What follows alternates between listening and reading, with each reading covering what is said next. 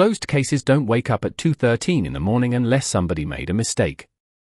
The glow from my laptop painted the cabin walls blue while cold rain hammered the tin roof hard enough to rattle the coffee mug beside my hand. I'd been half asleep in my recliner, boots still on, old county archive files spread across the table like ghosts that refused to stay buried. Then my phone buzzed once. Sharp. Metallic. The kind of sound that cuts through silence like a knife. Case status updated. I stared at the screen for a full 5 seconds before my pulse finally caught up with my brain. Williamson County Criminal File 22 to 1847. Status: reopened. The air in the room suddenly felt thinner. 11 months earlier, that exact file had been stamped closed due to insufficient evidence by people wearing expensive suits and practice smiles. 11 months since they told me my brother Caleb's death was a tragic construction accident. 11 months since Rebecca Holloway stood outside the courthouse cameras in her cream-colored coat talking about community healing while pretending 32 tons of collapsed concrete had simply failed on its own. But concrete doesn't fail like that. Not retaining walls designed for a luxury subdivision with million-dollar homes and HOA brochures promising safety and elegance. And men like Caleb Walker don't accidentally ignore structural fractures after 20 years working commercial sites across Texas. I leaned forward slowly, the leather chair creaking underneath me while thunder rolled over the hills outside. The screen refreshed again. New activity logs appeared line by line inside the county archive system. Access override detected. File modified 2:07 a.m. Automated federal escalation initiated. My mouth went dry. Somebody had touched the case tonight. Somebody inside the system got nervous enough to erase something. And they forgot one important detail about old county servers. They keep copies of everything. My name's Ethan Walker, and for 8 years I worked investigations for Williamson County before I learned the hard way that corruption doesn't look like movies. It smells like fresh coffee in government hallways at 6 in the morning. It sounds like polished shoes outside closed office doors. It hides behind signatures and delayed paperwork and carefully edited reports. After Caleb died, I spent months trying to push the investigation forward until the walls started closing around me too. Witnesses suddenly stopped answering calls. Security footage disappeared from the Willow Ridge development site. The coroner revised his report 3 separate times in 48 hours. And Rebecca Holloway kept smiling through all of it like a woman already certain she'd won. Outside my cabin windows, pine trees bent violently in the storm while the old generator hummed low beneath the floorboards. I clicked deeper into the archive logs. Then I saw it. A single uploaded file attached at 2:11 a.m. No sender name. No department tag. Just one line in the metadata field. If anything happens to me, reopen this. My heartbeat slowed instead of speeding up. That's the strange thing about spending years around investigations. Real fear doesn't make you panic. It makes you still. Somewhere out there, somebody had finally gotten scared enough to tell the truth. And somewhere else in this county, Rebecca Holloway was probably still asleep, completely unaware that the dead file she buried 11 months ago had just started breathing again. The rain finally eased around for in the morning, leaving behind that wet Texas pine smell that always hangs in the air after a hard storm. I never went back to sleep. Instead, I sat at the kitchen counter watching the county archive logs refresh one line at a time while burnt coffee turned bitter in the pot beside me. Every few minutes another access ping appeared from downtown servers. Somebody was scrambling. You learn to recognize panic after enough years in investigations. It has patterns. Fast logins. Repeated credential attempts. Files opening and closing too quickly. Like somebody searching for a fire they already know is spreading. By sunrise, fog rolled low across the hills outside my cabin, and the generator finally clicked off as regular power returned. The silence afterward felt strange. Heavy. I rubbed my eyes and looked around the room I had been hiding in. For almost a year. Cardboard evidence boxes stacked against the walls. Old case binders spread across the floor.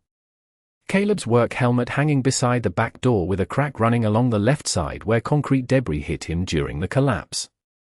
People in town thought I drank myself into isolation after the investigation died. Truth was, I stayed quiet because quiet people get ignored. And ignored people hear everything. Caleb used to laugh about that. My older brother believed every problem in life could be solved with enough concrete, enough steel, and enough honesty. 6'3", work boots older than most marriages, hands permanently dusted white from cement mix. He supervised structural retaining systems for commercial developments all across central Texas. If a wall failed under Caleb Walker's watch, it meant one of two things. Somebody ignored engineering specs, or somebody changed them after inspection.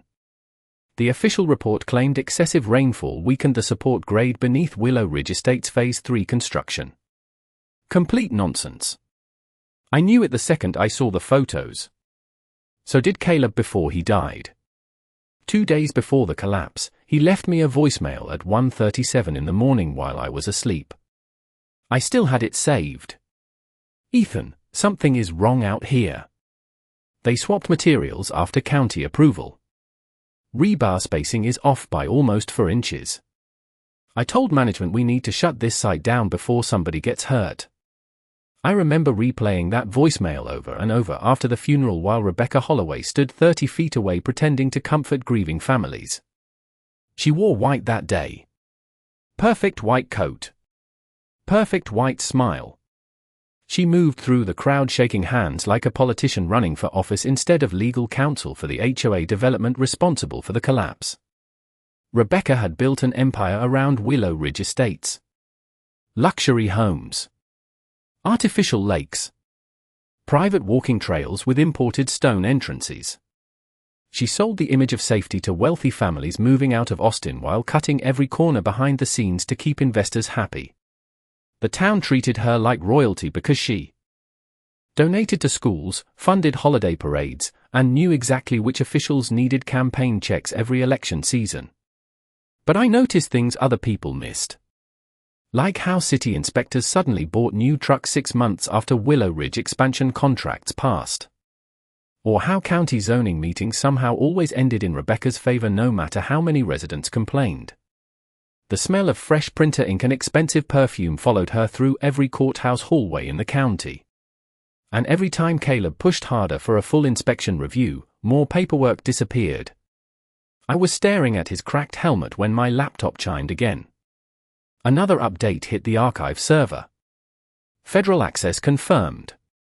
My stomach tightened slowly. Somebody bigger than county politics had just entered the room. By 8 that morning, Willow Ridge Estates looked exactly the way Rebecca Holloway wanted the world to see it. Freshly trimmed lawns still glittered from the rain. Decorative street lamps reflected off puddles like something out of a luxury real estate commercial. Sprinkler systems hissed softly across perfectly measured grass while joggers moved along the private walking trail carrying stainless steel water bottles and pretending none of the town's problems existed beyond the subdivision gates. The smell of wet mulch and expensive coffee drifted through the air as I parked my old Ford pickup across from the Willow Ridge sales office. Same white stone building. Same polished glass windows. Same American flag out front hanging perfectly still now that the storm had passed. 11 months earlier, this entire parking lot had been packed with news vans after the retaining wall collapse. Reporters. Insurance adjusters. Lawyers. Everyone looking for somebody to blame until Rebecca stepped in and gave them a cleaner story. Unexpected structural failure caused by severe weather conditions. I still remember those exact words because she repeated them 17 times in 3 days. The woman understood something most people never learn. If you repeat a lie calmly enough, people start calling it professionalism. I stayed inside the truck watching employees filter into the office carrying laptops and paper cups while sunlight slowly burned through the remaining fog. Rebecca's black Mercedes finally pulled into her reserved space at 8:21 sharp. Always punctual. Always composed. She stepped out wearing heels that clicked against wet pavement with the kind of confidence money buys. Blonde hair perfect despite the humidity. Cream trench coat tailored within an inch of its life. She moved fast, but never rushed. Like somebody permanently convinced the world would wait for her. 2 employees held the office door open before she even reached it. That was Rebecca's real talent. Not law. Not business. Control. She made people feel small without ever raising her voice. I learned that during the investigation when county officials suddenly stopped returning my calls after private meetings with her. One inspector who agreed to testify about unauthorized material substitutions backed out 40 minutes before deposition. Another retired early and moved to Arizona 3 weeks later. Rebecca never threatened anybody directly. She did not need to. She simply understood leverage better than anyone else in Williamson County. The first time I met her was 6 years ago during a zoning dispute involving flood drainage near Cedar Creek. I remember shaking rainwater off my jacket inside county administration while she stood beside the planning commissioner smiling like she already owned the outcome. The hearing lasted 3 hours. Residents brought photos. Engineers presented concerns. Rebecca listened patiently, took notes, thanked everyone for their valuable input, then walked out with full approval for Willow Ridge Phase 1 expansion anyway. 3 months later, those same residents dealt with flooded basements after heavy spring storms redirected runoff exactly the way engineers warned. Rebecca called it an unfortunate environmental adjustment period. That phrase made the local paper. So did her donation to the County Parks Fund 1 week later. The woman treated scandals like subscription fees. Pay enough and they disappeared. My phone vibrated against the dashboard, pulling me back to the present. One new message. Unknown number. You were right about the inspections. Meet me tonight.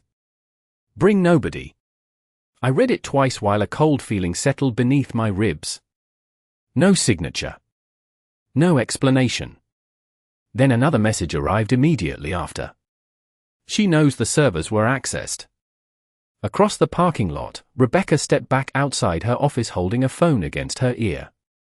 Even from 50 yards away, I could tell something had changed. Her smile was gone. The calm mask she wore so perfectly around cameras and county officials had slipped just enough for me to notice the tension in her jaw. Then she looked directly across the street toward my truck. Not surprised. Not confused. Just still.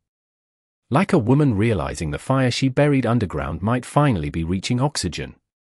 The diner sat 12 miles outside town beside an old gas station where truckers stopped for black coffee and bad pie after midnight runs through central Texas. The neon vacancy sign from the motel next door flickered red against the wet pavement while diesel engines hummed low in the darkness beyond the parking lot. I arrived 20 minutes early and took the back booth facing the entrance. Habit. Years in investigations teach you to watch doors before people. The waitress filled my mug without asking questions. Burnt coffee. Grease in the air. Country music crackling softly from an old speaker behind the counter. The kind of place where nobody notices a man sitting alone too long. 9:43. The front bell chimed once. A woman stepped inside wearing a grey county administration hoodie pulled tight around her face. Mid-30s maybe. Thin. Nervous. She scanned the diner twice before spotting me in the back corner. Every movement screamed fear. She slid into the booth across from me and kept both hands wrapped around a paper folder pressed against her chest like it might stop bullets. You came alone, she asked quietly. You texted me from a blocked number, I said. Trust is a process. Her eyes darted toward the windows again before she leaned forward. My name is Dana Mercer. I work records management at the district attorney's office. I stayed silent. People tell the truth faster when nobody interrupts them. Dana swallowed hard. 3 nights ago, somebody accessed the archived construction evidence from the Willow Ridge collapse.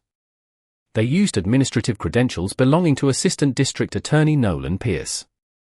The name hit like cold steel in my stomach. Pierce had supervised Caleb's case closure personally. Clean haircut. Flag pin on every suit jacket. Public Integrity Committee member. Rebecca Holloway's favorite courtroom drinking partner according to half the county courthouse staff. Dana slid the folder across the table carefully. I should not even have this. Inside sat printed audit logs covered in yellow highlights. Server access times. File deletions. Metadata revisions. One timestamp immediately stood out. Inspection report revision. 2:15 a.m. 11 months ago. For hours before Caleb's collapse. The smell of fryer oil and fresh coffee faded into the background while I studied the paperwork. Somebody modified the engineering approval file before the wall came down. Not after. Before. What exactly was changed? I asked. Dana looked down at the table. Steel reinforcement specs. My jaw tightened slowly. Caleb's voicemail echoed in my head again. Rebar spacing is off by almost 4 inches. Dana lowered her voice even further. The original inspection failed. Unsafe materials. Incorrect support depth. Missing drainage reinforcement. Somebody replaced the report overnight with an approved version carrying a forged county seal. Outside, headlights swept across the diner windows as a semi-truck rolled past on the highway. The sound rattled silverware softly against nearby tables. Dana flinched anyway. You are scared, I said. She gave a weak laugh that sounded closer to panic. Mr. Walker, 2 people connected to this case already resigned and disappeared from town. One inspector moved out overnight. Another wiped his retirement account and left the state. Yesterday, Nolan Pierce tried deleting archive backups from servers nobody even remembered existed. She reached into her pocket and handed me a flash drive no bigger than a house key. That triggered the federal escalation alert. I stared at the drive resting in my palm. Such a tiny thing to carry enough truth to destroy careers. Maybe prison sentences. Maybe an entire development empire built on lies. Dana's voice trembled slightly. There is something else. What? Her eyes met mine for the first time since she sat down. Rebecca Holloway was not covering up an accident. The diner suddenly felt very quiet. Then what was she covering up? Dana swallowed once. Your brother threatened to expose the entire project the morning before he died. The drive back to my cabin felt longer than usual. Texas highways at night have a certain kind of emptiness to them. Just dark fields stretching forever beneath power lines and distant refinery lights blinking red against the horizon. The tires hummed steadily against wet asphalt while Dana's words replayed in my head over and over. Your brother threatened to expose the entire project the morning before he died. Caleb had known. Not suspected. Known. The realization sat in my chest like cold iron. When I finally pulled into the gravel driveway outside my cabin, dawn was still hours away. The air smelled like rain-soaked cedar and engine oil drifting faintly from the truck's overheated brakes. I killed the headlights and sat there listening to the ticking sound of cooling metal in the darkness. Then I noticed something that immediately tightened every nerve in my body. The cabin light was on. I never left lights on. My hand moved automatically toward the flashlight beneath the seat while I scanned the tree line surrounding the property. Nothing moved except branches swaying lightly in the wind. The gravel crunched softly beneath my boots as I approached the porch. Front door closed. No visible damage. But somebody had definitely been inside. The smell hit me first when I opened the door. Expensive perfume. Sharp and floral underneath the familiar scent of old paper and coffee grounds. My stomach turned slowly. Rebecca. She had visited my office once during the original investigation wearing the same perfume. People underestimate scent. It stays in memory longer than faces sometimes. The cabin looked untouched at first glance, but investigators learned to notice details normal people miss. 1. Evidence box near the fireplace sat half an inch farther left than before. A legal pad on the counter had been flipped backward. My desk drawer was not fully closed. Somebody searched this place carefully. Professionally. I moved through the cabin room by room while the old floorboards creaked beneath my weight. Nothing stolen. Nothing broken.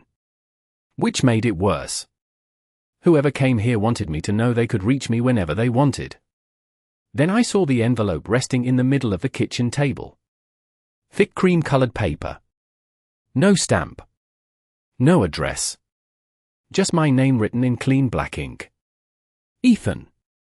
I opened it slowly. Inside sat a single photograph. Caleb standing beside the Willow Ridge retaining wall 3 days before the collapse.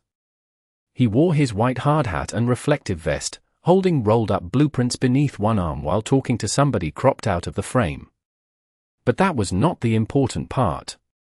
Somebody had circled a section of the wall with red marker. Tiny cracks running vertically through the support structure. Hairline fractures most people would never notice. At the bottom of the photo, typed neatly across a white label, were 6 words. Some foundations collapse from the inside. My jaw tightened hard enough to hurt. The message was not a threat. It was a warning. I crossed to my desk and plugged Dana's flash drive into the laptop. The screen flickered once before dozens of archived files opened automatically. Inspection reports. Financial transfers. Internal emails. Then one folder appeared labeled Private Review. Password protected. I stared at it for several seconds before typing Caleb's old union badge number from memory. The folder opened instantly. Inside sat 23 video clips recorded by Caleb's phone during the final week before the collapse. My pulse slowed. Caleb had been documenting everything. The first video began playing automatically.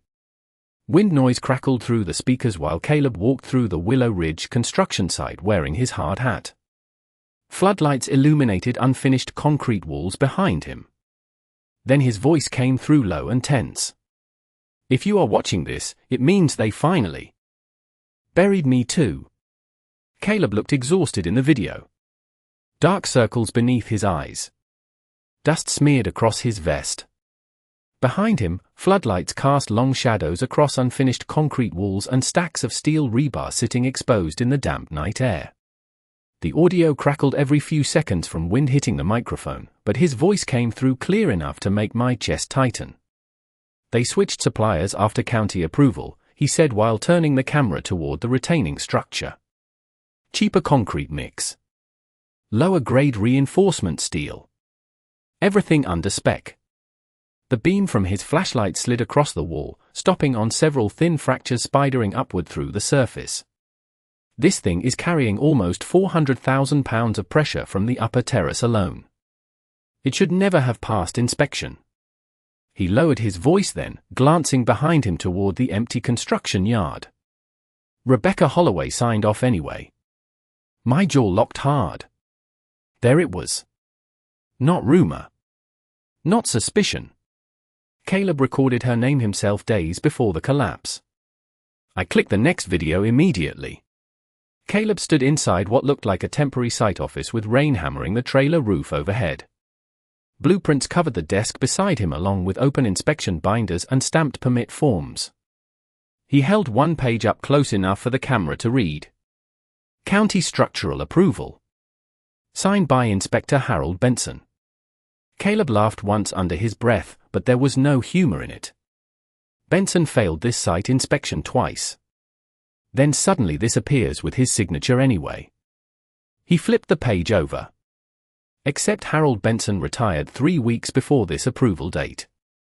The smell of old paper and stale coffee filled my cabin while I sat frozen in front of the screen. Caleb had built the entire case before he died. Every detail. Every discrepancy. He knew exactly what they were doing. The third video hit harder than the others. Caleb sat inside his pickup truck parked outside Willow Ridge during sunrise. Construction crews moved in the background while orange light reflected across the windshield. He looked tired. More than tired, actually. Cornered. I spoke to Ethan last night, he said quietly. Told him if something happens to me, he needs to keep pushing. He rubbed both hands across his face before continuing. This is bigger than one collapse. They built Phase 1 and Phase 2 with the same materials. If these walls fail after families move in, he stopped speaking for a second, staring through the windshield while air conditioning hummed softly in the truck cab. Kids live here now. My throat tightened. Caleb was never afraid for himself. That was the worst part. He stayed because he thought he could stop something before innocent people got hurt. The next file would not open. Corrupted data warning flashed across the screen repeatedly. I tried again. Same result. But beneath the broken file sat one final audio recording marked private. The timestamp read 7 hours before Caleb died. I pressed play slowly. At first all I heard was movement. Footsteps. Wind. Then voices. Caleb speaking low and tense. Another voice answered him immediately after. Female. Calm. Sharp. Rebecca. You are making a mistake, she said. No, Caleb replied. You already made it when you approved this site. Papers rustled somewhere near the microphone. Rebecca sighed softly like an annoyed teacher dealing with a difficult student. Do you understand how much money is attached to Willow Ridge? Caleb answered without hesitation. I understand somebody is going to get killed. Silence followed for several seconds except distant construction noise in the background. Then Rebecca spoke again, colder this time. Some people do not survive standing in the way of progress, Mr. Walker. The recording ended abruptly. No struggle. No dramatic noise. Just dead silence. Outside my cabin, headlights suddenly swept across the windows. The headlight stayed fixed on my cabin windows for almost 10 seconds before the engine finally shut off outside. No sirens. No shouting. Just silence settling over the trees again while my laptop screen reflected pale blue across the room. I closed the audio file immediately and slipped the flash drive into my jacket pocket out of pure instinct. Old habits. Protect the evidence first. Questions later. Gravel crunch beneath heavy footsteps outside the porch. Slow. Deliberate. Whoever it was wanted me to hear them coming. Then came 3 hard knocks against the front door. Not nervous. Not aggressive either. Official. I opened the door carefully and found 2 people standing beneath the porch light wearing dark windbreakers soaked from the earlier rain. Federal Investigations Unit stitched across both jackets in yellow lettering. The older man held out a badge wallet immediately. Special Agent Daniel Ross, he said. Mid-50s maybe. Grey hair cut short. Calm eyes that looked like they had spent decades watching people lie for a living. Beside him stood a younger woman carrying a waterproof evidence case tucked beneath one arm. Agent Lena Brooks, she said quietly. The smell of rainwater and wet leather drifted into the cabin with them. Ross glanced past me toward the laptop screen still glowing on the kitchen table. You have been busy tonight, Mr. Walker. I stepped aside without answering. Agents notice everything. So do former investigators. There was no point pretending ignorance anymore. Brooks removed a pair of reading glasses and studied the evidence boxes lining my walls while Ross stayed focused entirely on me. You received archived material connected to the Willow Ridge investigation, he said. Not a question. I nodded once. Somebody finally got nervous. Ross gave the faintest hint of a smile. That tends to happen when federal servers start preserving deleted county records automatically. He set a thick paper folder on my kitchen table beside the laptop. Sealed warrants. Subpoenas. Financial tracing orders. My pulse slowed the second I saw Department of Justice authorization stamps across the top pages. This was no longer local politics. Ross opened the folder carefully while Brooks connected a secure drive to my computer. 3 hours ago, Ross said, the United States Attorney's Office authorized a formal corruption investigation into county officials tied to Willow Ridge Estates. Rainwater dripped softly from his jacket onto the wooden floorboards while he turned another page. Multiple sealed accounts linked to Rebecca Holloway and Assistant District Attorney Nolan Pierce were frozen at midnight. I stared at him for a second. Rebecca did not know yet. The realization almost felt surreal. For 11 months she controlled every conversation in town. Every headline. Every official statement. And now somewhere out there she was probably sleeping peacefully inside a $1 million house while federal agents quietly dismantled her life one warrant at a time. Brooks suddenly paused while reviewing Caleb's files on the laptop. "Sir," she said softly. "You need to see this." She rotated the screen toward us. An internal county email chain filled the monitor. Rebecca's name appeared repeatedly alongside zoning officials, inspectors, and developers. But one sentence stood out immediately. Phase 3 must pass before federal soil review arrives next month. Ross exhaled slowly through his nose. "There it is." "What?" I asked. He tapped the screen once. Federal soil review means they already knew the land beneath Willow Ridge was unstable. The cabin suddenly felt colder. Ross continued reading quietly. If construction paused for inspection delays, investors would pull funding. So they rushed approval before outside engineers could evaluate the retaining systems properly. My jaw tightened hard enough to ache. Caleb was right from the beginning. This was never about one collapse. The entire subdivision had been built on manipulated reports and buried defects. Brooks unplugged the drive carefully and looked toward Ross. "Command just confirmed movement downtown." Ross checked his phone once before slipping it back into his pocket. "County offices are being secured as we speak." Then he looked directly at me. "By sunrise, Mr. Walker, Rebecca Holloway is going to discover something very unpleasant about federal investigations." The first helicopter passed over Willow Ridge at 5:42 in the morning. I stood beside Agent Ross near the subdivision entrance while cold dawn wind pushed mist across the empty streets and news vans gathered behind police barricades like sharks smelling blood in the water. Red and blue emergency lights reflected off wet pavement and perfectly manicured lawns that suddenly did not look so perfect anymore.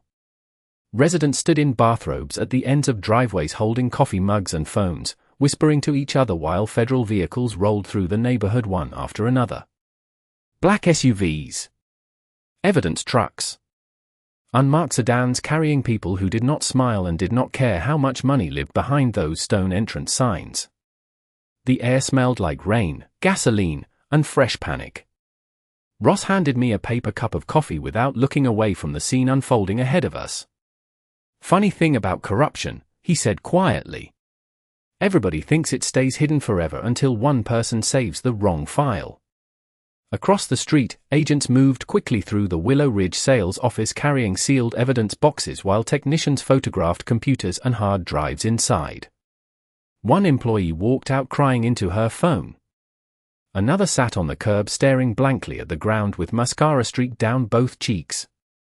The entire neighborhood felt suspended in that strange silence people fall into when power suddenly changes hands overnight. Then Rebecca arrived. Her black Mercedes turned the corner too fast before stopping hard beside the sales office entrance. Even from 50 yards away, I could see the confusion on her face as she stepped out into the flashing lights wearing dark sunglasses and a cream trench coat thrown hastily over silk pajamas. She froze the second two federal agents blocked the office entrance and handed her a document folder. "Search warrant." Her posture changed instantly. Not panic. Not yet. Rebecca Holloway was too controlled for that. Instead, she shifted into performance mode the same way she always did around cameras and authority. Calm expression. Measured voice. Hand steady. I watched her speak sharply to the agents while gesturing toward the office like this entire thing was some embarrassing misunderstanding that needed correcting. One of the agents simply pointed toward the warrant packet again. Rebecca's jaw tightened visibly.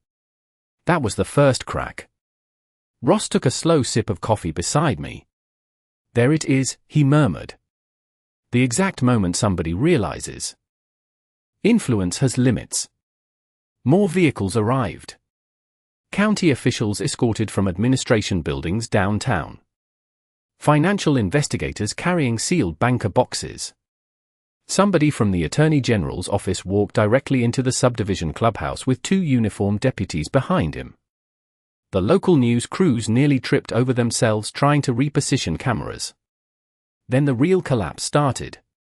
Agent Brooks approached us carrying a tablet filled with newly recovered emails from county backup servers. "You were right about Phase 1 and Phase 2, she said to Ross. Structural reports were altered across the entire subdivision. My stomach sank slowly while she continued scrolling through files. Families lived here.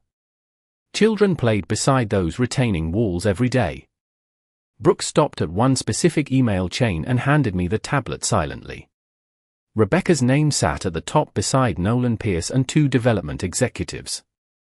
Attached beneath the message was a financial spreadsheet listing offshore transfers tied to construction savings from downgraded materials. $7.4 million. My grip tightened around the tablet. Caleb died trying to stop this. Not because he made enemies. Because he refused to become one of them.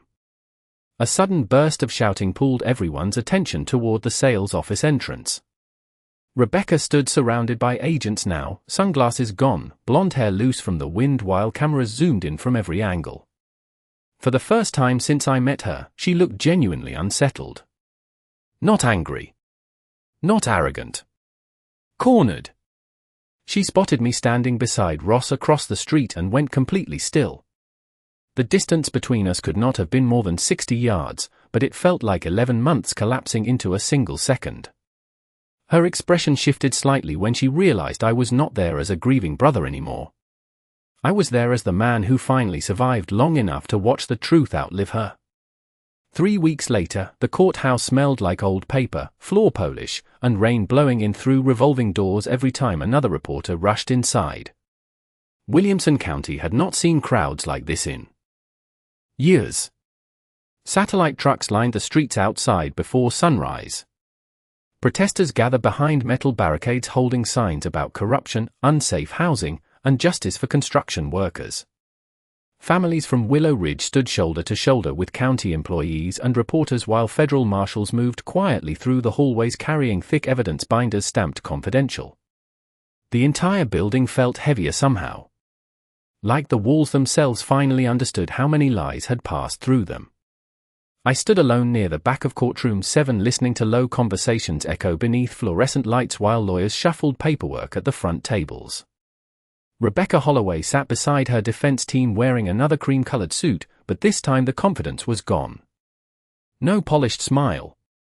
No calm performance for cameras. Just exhaustion hidden behind expensive makeup and tightly folded hands. People avoided looking directly at her now.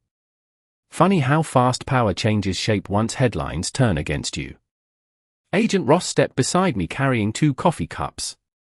"You look tired," he said. "I am tired." He handed me 1 cup. Federal grand jury approved additional indictments this morning. I nodded slowly while staring toward the courtroom windows streaked with rainwater.